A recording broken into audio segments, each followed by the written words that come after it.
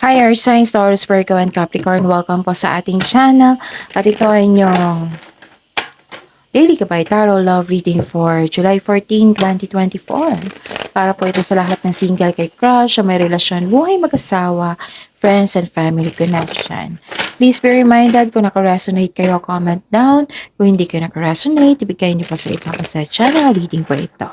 Please like, subscribe, and click the button for notification para updated po kayo sa daily tarot reading natin. Maraming salamat.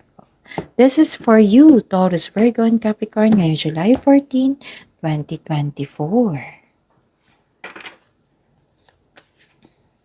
Spirits Guide, ano po yung gustong sabihin ng person ni Taurus, Virgo, and Capricorn sa kanila?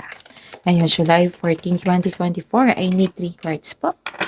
I know I was wrong by not talking to you. Would you be open to talking now?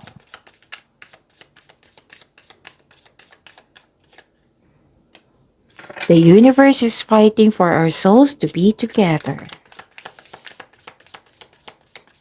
Mag-a-approach tong taong to sa iyo.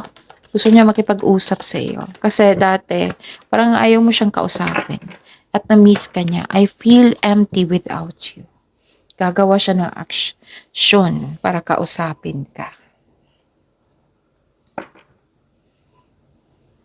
Spirits Guide, may lumabas dyan sa screen nyo ngayon. So, follow instruction kung gusto nyo magpa-love reading. Spirits Guide, energy po ni Taurus, Virgo, and Capricorn, July 14, 2024.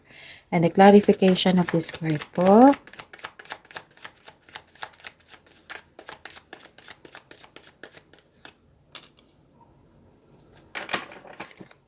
Challenges na ma-overcome.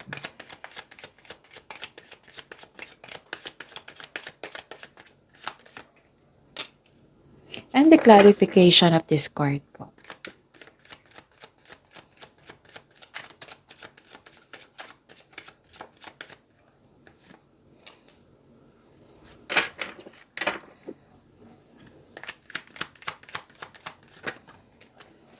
Okay, this is your person's feelings and the clarification of this card po.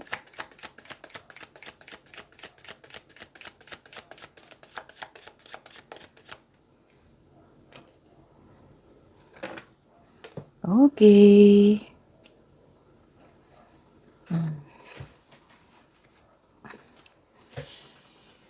Okay. So what is your energy? Nakikita ko dito na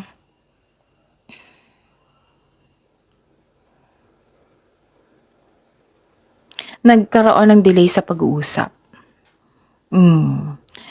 Pero excited kayo dito eh. Oo. Tingnan ko muna ha. May nag-celebrate ng monthsary at anniversary ngayon or pwede yung nag-attend kayo ng isang event. Okay? And what is the, anong tawag nito?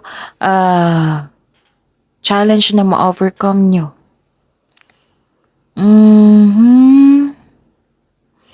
Nakikita ko dito na nag-manifest kayo. Isa sa inyo dalawang energy to. Pwedeng ikayo, pwedeng siya. Nag-manifest na magkakaroon kayo ng wonderful connection or relationship. Yun. At saka, nagkaroon ng expansion and growth dito eh. Pwedeng may paglalakbay po ngayon. Kasi may celebration din ako nakikita. And kung sa mga single ha, you've met someone exciting through friends or sa mga activities. Kasi a-attend kayo ng isang activity, right? Sa mga may relasyon sa buhay mag-asawa, yun. May plano kayong magbakasyon or magbiyahe. And, kamusta ang feelings ng taong ito? Kamusta ang feelings ng person mo?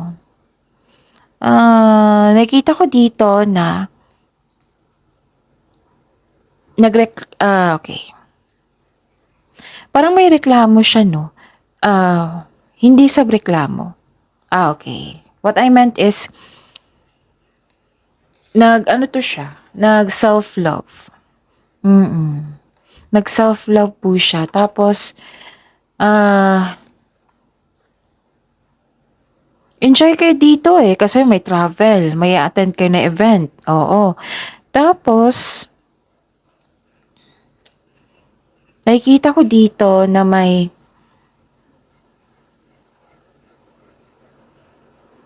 okay. Nagkaroon siya ng lack of self-confidence. Parang nagkaroon ng hesitation kung tanggapin ba niya. Oh, what I meant is kung kausapin ka or invite ka niya para lumabas, ganon. Yon. Pero magagawa niya ito kasi nakikita ko naman dito yung positivity na naging happy siya. Naging happy kayo. So that's it. See you tomorrow.